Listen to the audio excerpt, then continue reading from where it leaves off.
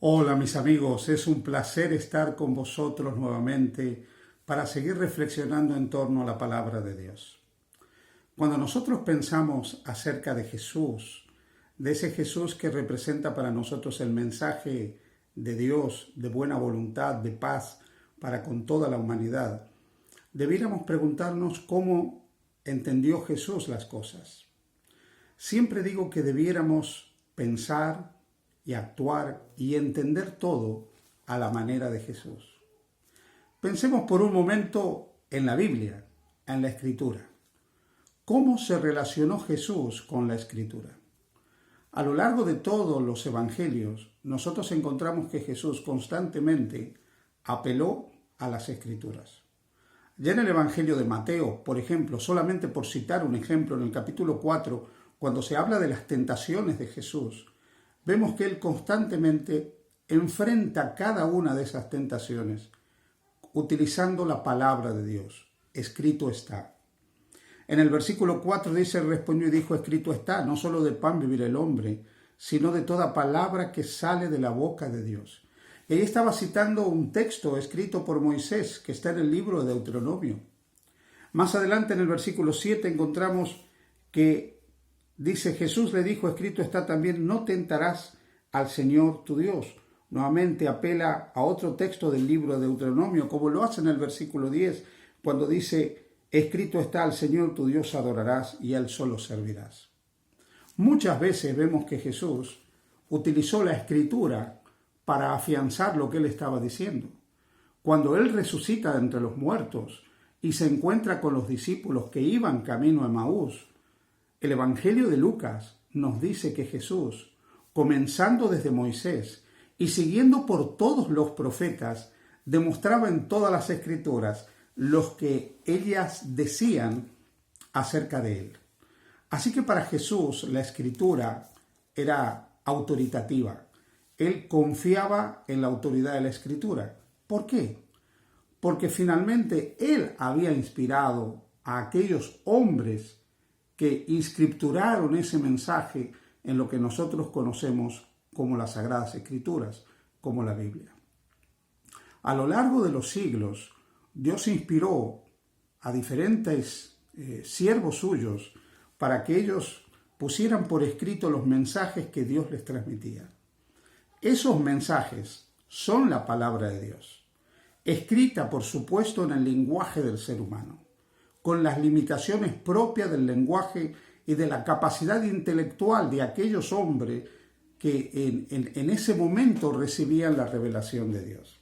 Pero finalmente Jesús, por medio del Espíritu Santo, era el autor de esas escrituras. No es extraño, pues, que Él las reconociera como inspiradas. La primera pregunta que surge entonces es, ¿dónde aprendió Jesús las escrituras? Sabemos por los relatos del Nuevo Testamento que pareciera que Jesús no asistió a las escuelas rabínicas. Pero sin embargo lo vemos en esa famosa visita de Pascua relatada en el Evangelio de Lucas, discutiendo con los maestros de la ley en el templo, con los escribas, con los intérpretes. ¿Dónde aprendió Jesús las escrituras? Seguramente en las faldas de su madre. María fue la maestra por excelencia de Jesús. María le transmitió el conocimiento de las Escrituras en un tiempo en que la enseñanza oral era fundamental, en un tiempo en que se memorizaban extensos pasajes de las Escrituras. María, que probablemente no aprendió a leer, seguramente memorizó pasajes extensos de la Escritura, de las veces que ella escuchaba esos pasajes cuando asistía a las sinagogas, y transmitió ese conocimiento de las Escrituras a su Hijo Jesús.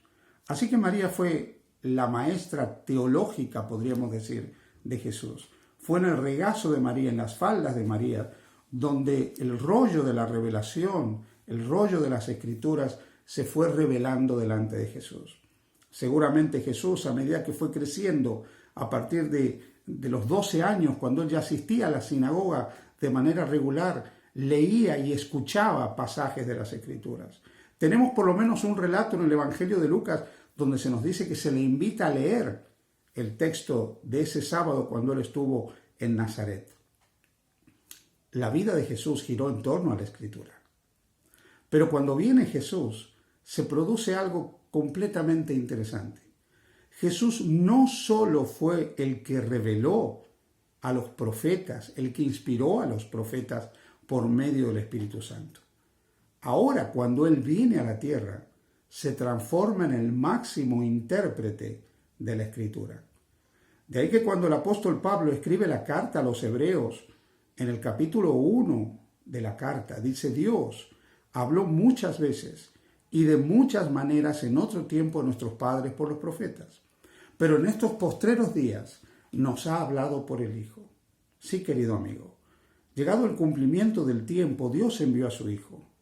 Y Dios nos habla directamente a través de su Hijo, que se va a transformar en el intérprete supremo de la Escritura.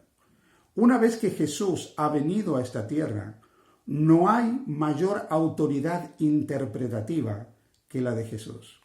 Ningún concilio, ningún sínodo, ningún consejo, ninguna iglesia, ningún dirigente religioso, ningún teólogo puede estar por encima de Jesús a la hora de interpretar las Escrituras. Es cierto que cuando nosotros vamos a las Escrituras, descubrimos que Jesús toma aquello que Él reveló y le da un nuevo sentido. En el Sermón del Monte esto se hace patente. Cada vez que Jesús dice: oísteis que fue dicho a los antiguos, mas yo os digo. El oísteis que fue dicho tiene que ver con la revelación del pasado. El yo os digo con la interpretación presente y autoritativa para la iglesia, el nuevo Israel que Él está creando a través de la predicación de su palabra y que se consumará con su muerte y resurrección como esa realidad pospascual en torno a la cual se nuclearán los primeros discípulos de Jesús para originar la iglesia que proclamará el mensaje del Evangelio. Ahora bien, cuando nosotros nos aproximamos al mensaje de Jesús, deberíamos recordar que Jesús no habló en nuestro idioma. Jesús no se reveló en nuestro idioma. Y esto es algo que a veces nos cuesta un poco a nosotros entender. Pero permíteme decir en este momento, Jesús hablaba arameo. La lengua cotidiana de Jesús era el arameo. Indudablemente podía leer el hebreo bíblico porque lo aprendían. Y así lo vemos cuando él lee en la sinagoga de Nazaret. Pero su lengua era el arameo. Probablemente entendía algo acerca del latín, pero Jesús hablaba en arameo.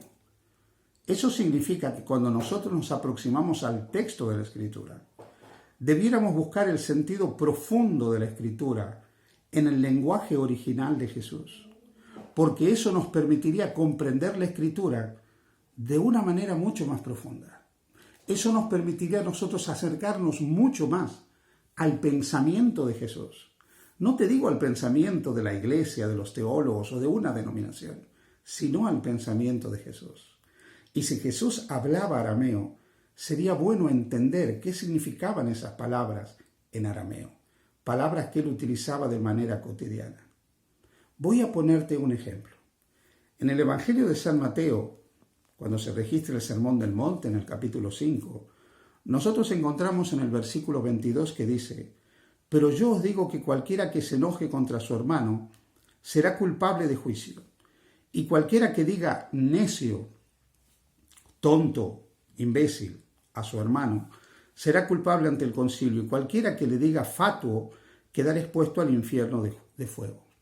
En el original griego, las palabras que se han traducido como necio o como fatuo son palabras griegas que pueden ser traducidas de esa manera.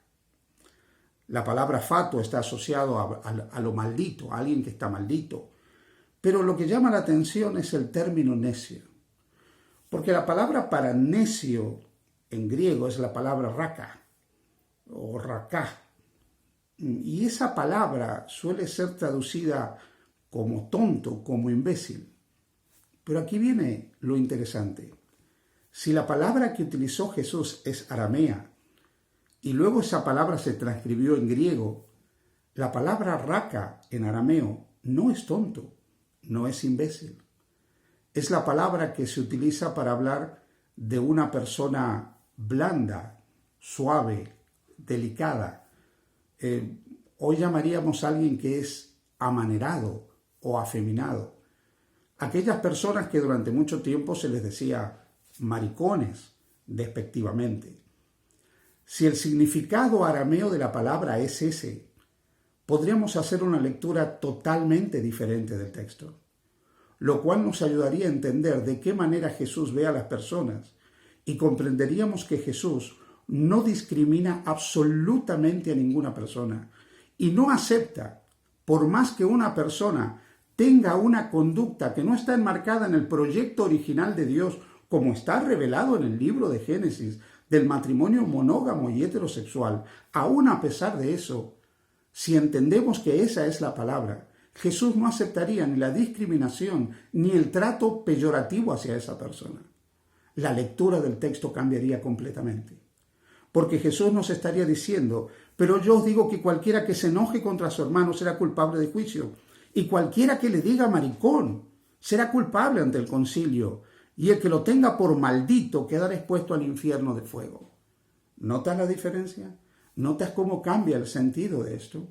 Aquí nos está diciendo Jesús algo fundamental, porque nos está mostrando que nosotros no hemos venido a este mundo a juzgar a nadie, a maldecir a nadie, a condenar a nadie, a afrentar a nadie. Podemos estar en las antípodas de la conducta de una persona.